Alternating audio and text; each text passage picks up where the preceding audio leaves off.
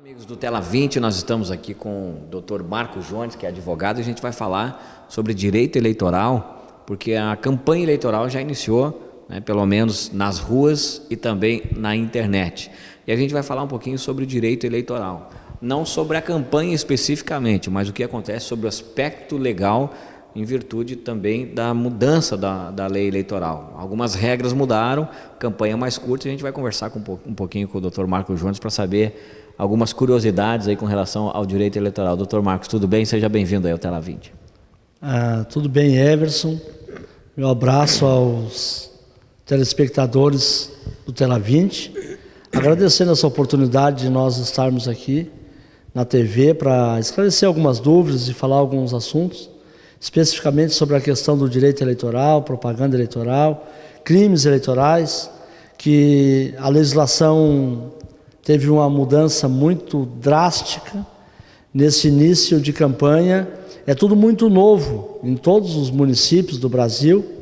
As novidades, elas ainda não têm decisões dos tribunais, a jurisprudência ainda não está consolidada. Então, o que nós tínhamos de jurisprudência no passado, na legislação anterior, ela é muito pouco aproveitável para a eleição de agora. Então é uma eleição inovadora e que os candidatos têm que ter muito cuidado, muita paciência no fazer o seu trabalho e fazer uma eleição que ela virou uma eleição, no meu sentir, uma eleição mais democrática, porque ela dá mais condições, dá mais possibilidade para que o eleitor possa ouvir o seu candidato, porque a propaganda agora ela virou uma propaganda mais pessoal.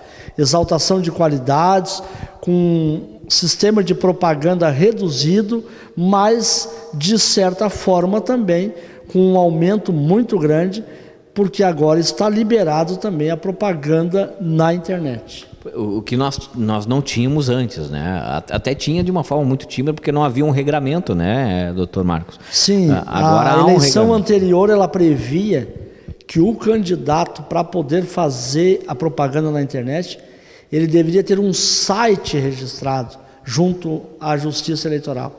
E agora ele está liberado para usar as redes sociais. Então, isso facilita, porque as redes sociais... Acho que foi um progresso da Justiça Eleitoral. Foi um progresso, sem dúvida nenhuma. Nós temos que ter a total liberdade, tanto para o eleitor quanto para o candidato, de divulgar as suas ideias, e também que o eleitor, que a sociedade, que a comunidade conheça quem é o seu candidato. E a internet dá isso. Por quê? Ao mesmo ponto que chega a propaganda eleitoral, Everson, para o eleitor, também chega a oportunidade de o eleitor procurar no Google quem é o seu candidato, quem é aquela pessoa, todas as informações. Então, eu creio que a internet ela vem auxiliar as candidaturas e aprimorar o desenvolvimento do raciocínio. O eleitor tem que escolher o seu candidato pelo raciocínio, pela razão. Não deve escolher pela emoção. O candidato não é aquele que é o mais bonitinho, ou é aquele que fala melhor, ou é aquele que o mais fanfarrão, simpático. Não, ele tem que ter programas, projetos, ideias, ele tem que saber gerir uma cidade, ele tem que ter uma experiência, a vida dele tem que ser pautada por algo que venha em benefício da coletividade. Eu sempre digo assim que é importante na hora da escolha de um candidato é conhecer a vida pregressa dele, né? Perfeito. O que ele já fez? Você nunca atuou pela comunidade, mas o que ele já fez em prol de alguém, por exemplo? Qual é o nível de retidão desse gestor, né, que vai gerir? E também quem são as pessoas que estão com ele, né? Sim, toda candidatura ela tem um grupo de apoiadores, de pessoas, de partidos. Eu vejo na cidade de Capão da Canoa que nós temos aqui ótimas pessoas, ótimos administradores.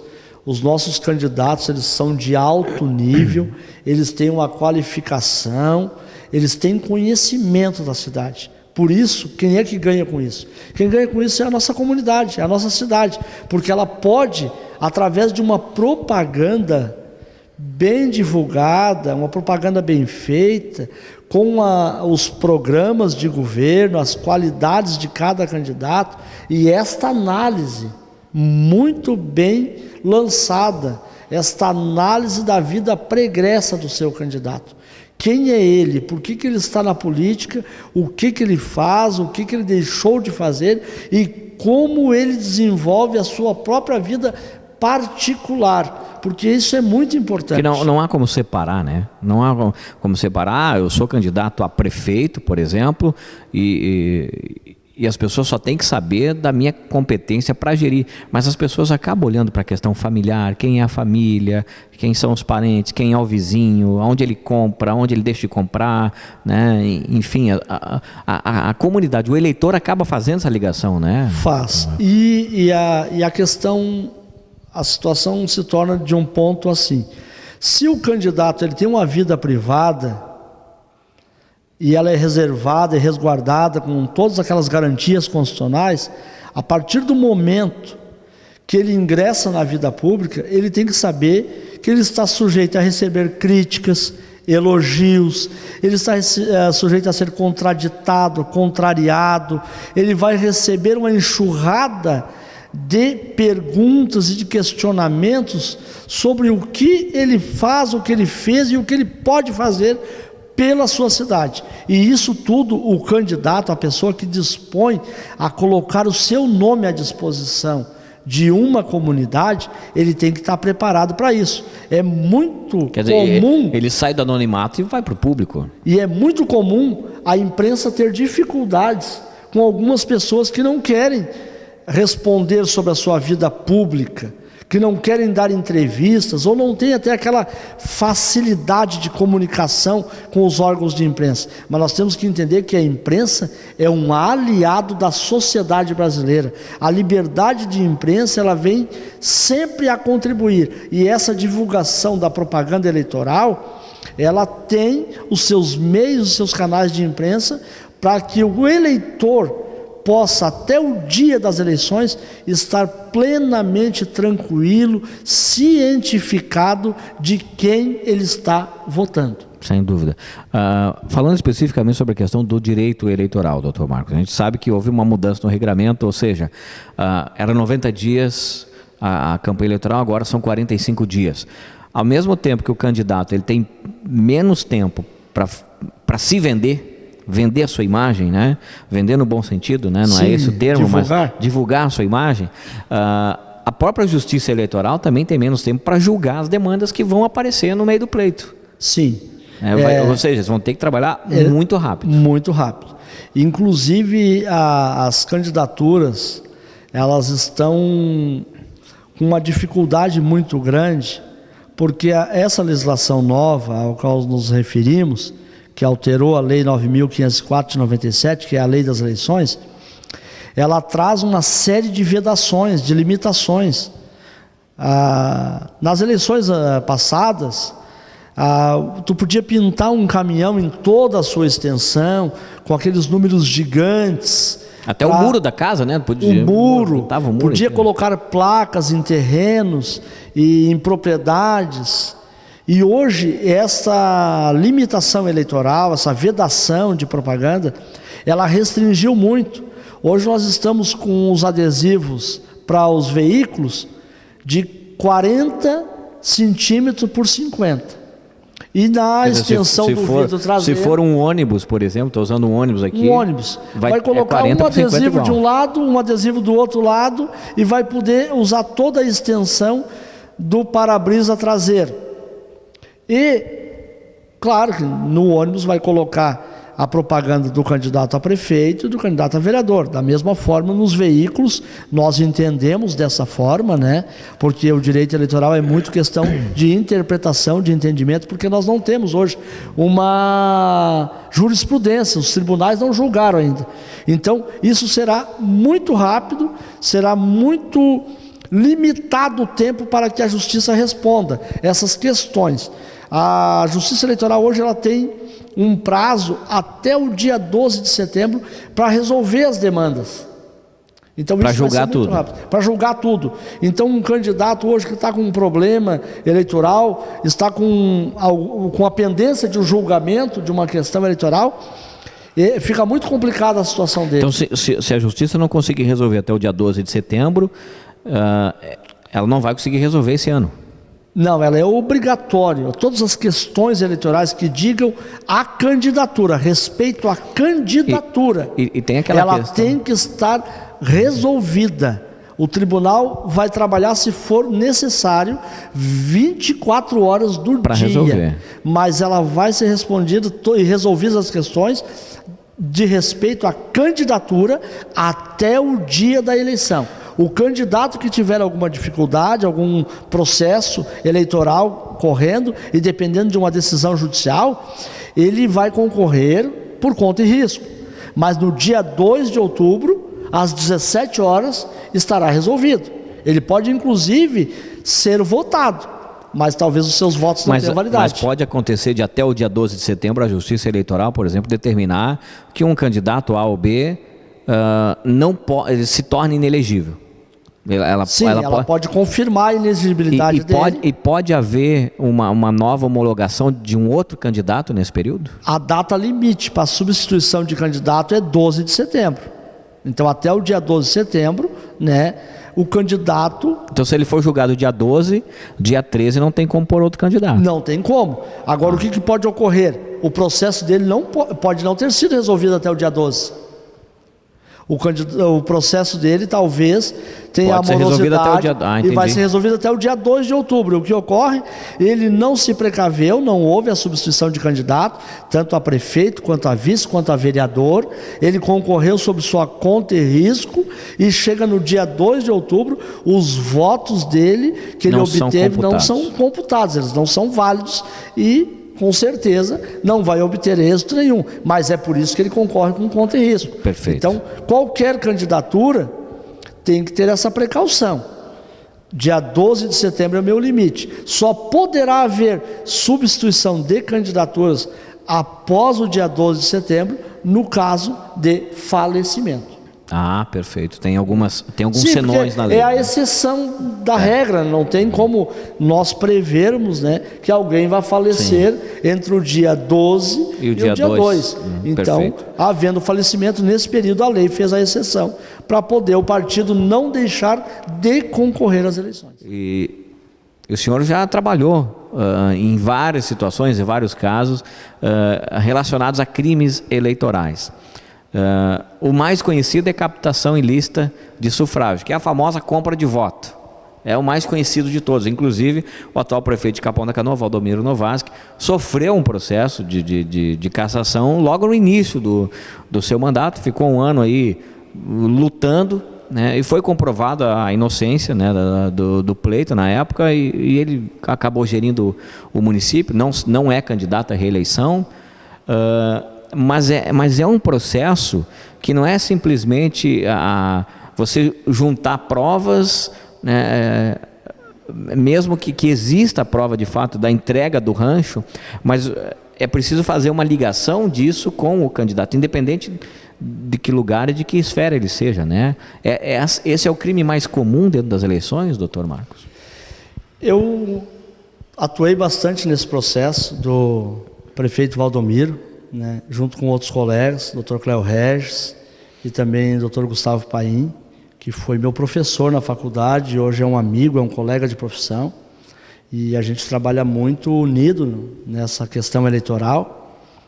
E a grande dificuldade nesses crimes é de que o candidato faça a prova da sua inocência, porque ficou constatado, né, judicialmente, o acórdão, a decisão do tribunal constatou judicialmente que foi uma armação para cima do atual prefeito. Ele sofreu, como se fala no ditado popular, no dito popular, ele sangrou durante algum tempo, Ele sofreu muito na sua vida particular, na sua família, porque ele é um homem de caráter, um homem de índole, um homem sério, um administrador corretíssimo, trabalhador, e ele sofreu essa acusação. Mas ele conseguiu provar tanto a sua inocência, quanto a inexistência dos fatos, que é uma das coisas muito importantes num processo, é tu provar que os fatos inexistiram. E ele foi absolvido por unanimidade. Os embargadores todos do Tribunal Regional Eleitoral entenderam pelas provas, pelas acusações, tudo que veio aos autos, que o prefeito Valdomiro não cometeu ilícito algum. Durante a campanha eleitoral que se avizinha, nós temos que ter muito cuidado disso, porque algum candidato, e a gente sabe que a maioria dos candidatos são bem intencionados, a maioria dos candidatos tem intenção de desenvolver programas, ideias e projetos. De trabalhar pelo povo. E trabalhar pelo povo. Mas algum outro candidato aí ainda tem essa ideia, e a justiça está bem atenta para isso. A doutora Amita, que é a juíza eleitoral, o doutor Sávio, que é o promotor público eleitoral, eles estão bem atentos para essas questões. O povo deve votar pelo seu raciocínio, pelo melhor candidato, pelo aquele que tem um melhor projeto, melhor programa de governo, tem melhores condições de administrar a cidade, não aquele que está oferecendo qualquer que seja o brinde, a bondade, a oferta, porque nós temos que ter essa nossa consciência eleitoral, consciência de que eu preciso pensar no amanhã, eu preciso pensar na cidade, eu preciso pensar no progresso, no desenvolvimento de uma sociedade, e eu não vou conseguir nada disso se eu continuar trocando o meu voto por uma cesta básica, por um presente, por uma conta de água, uma conta de luz. Mas eu quero dizer o seguinte, que a justiça eleitoral está muito bem aparelhada, e os candidatos que saírem fora da linha não vão ter escapatória. Existe às vezes, e é muito comum até no pleito eleitoral, especialmente no municipal, né? Porque no pleito, eu acho que a eleição municipal ela é muito mais acirrada que uma eleição federal, pelo fato que está mais próxima do É o do meu eleitor. vizinho que está concorrendo, é o meu parente, então são pessoas que eu conheço, então os ânimos às vezes se acirram um pouco mais. Mas é muito comum acontecer de órgãos de imprensa, veículos de comunicação, TV, rádio especialmente, que a comunicação se dá de forma mais rápida, receberem denúncias. Estão entregando rancho. Vale entregar, porque a rádio ela não vai poder noticiar isso. Claro por causa da questão da lei eleitoral. Não é porque a rádio ou a TV não queira, mas ela não pode. E às vezes não dá o tempo hábil. Pode ser até verdade, mas a rádio não pode falar porque a lei eleitoral não permite com que ela fale sem ter prova de fato. Então a melhor forma seria levar uma denúncia dessa direto ao Ministério Público, à Justiça Eleitoral, ao invés de levar para a rádio, levar direto, ou para o meio de comunicação, direto para as vias legais? Eu vejo que um pouco disso também existe a questão da maldade, né? Muita denúncia, até porque eu quero prejudicar aquela candidatura. Às vezes pode ser uma notícia falsa. Pode ser uma notícia falsa. Então nós temos que ter o seguinte: se você tem as provas, você tem os elementos de convicção, a melhor coisa que tem é levar ao Ministério Público Eleitoral, porque é um órgão especializado para o assunto. Os partidos em si também têm as suas assessorias jurídicas e fazem esse controle e fazem essas denúncias.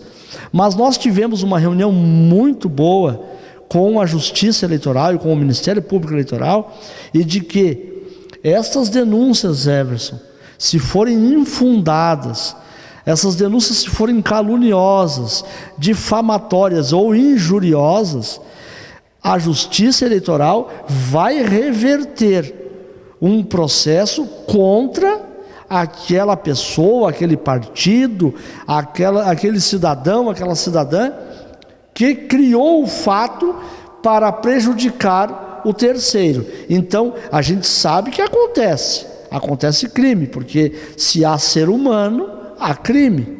O ser humano, ele costuma andar Há um regramento, mas alguns se desviam do regramento.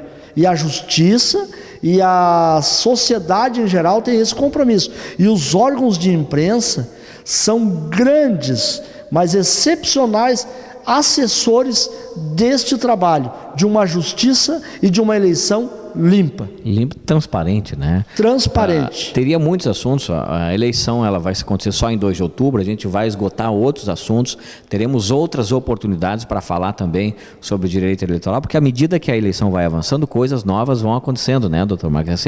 Ela é imprevisível. Uma eleição ela é imprevisível. Ela é imprevisível. Nós precisamos atuar, né? E a legislação ela é bem severa e ela é bem limitadora. E uma das coisas que a gente precisa, tanto na internet quanto no rádio, na TV e nas ruas, a população precisa entender o seguinte, que o candidato, ele só tem esse período para fazer campanha, ele só tem esse período para ir visitar nas casas, no comércio, ele só tem esse período. Não é que ele não quis vir antes. As pessoas dizem, nunca veio na minha, agora quer que a eleição... Não é que ele não quis vir antes, é que a lei não permite. A lei só permite que o candidato vá fazer campanha e propaganda eleitoral a partir do dia 16 de agosto. Então é de agora até o dia 1º de outubro, porque no dia 2, o dia das eleições, não pode. É totalmente vedado. Nem na internet. Nem na internet. O eleitor pode ter a sua manifestação pessoal. Isso ninguém vai proibir. Mas os candidatos, a eleição, a propaganda eleitoral termina no dia 1º de outubro. Maravilha. Doutor Marcos, muito obrigado. Teria muitos assuntos para falar sobre o regramento da nova eleição, sobre o processo penal dentro do criminal dentro do direito eleitoral, mas nós vamos nos reunir em outra oportunidade e nós vamos conversar sobre outros assuntos. Você pode, inclusive, mandando a sua pergunta, já bota lá no Facebook do Tela 20 e já vai mandando o seu questionamento que nós vamos falar novamente sobre esse assunto. Muito obrigado, doutor Marcos. Né? O tempo passa rápido, né? A gente fala tanto, o tempo passa muito rápido. Sucesso aí e bom trabalho. Obrigado, Everson. Obrigado aos telespectadores, ao Tela 20. Nós estamos à disposição, agradecemos esta oportunidade de falar com toda essa transparência que nós precisamos para uma boa eleição. Obrigado. Maravilha. Doutor Marcos Jones, e direto para o Tela 20, a gente volta numa próxima oportunidade. Até lá.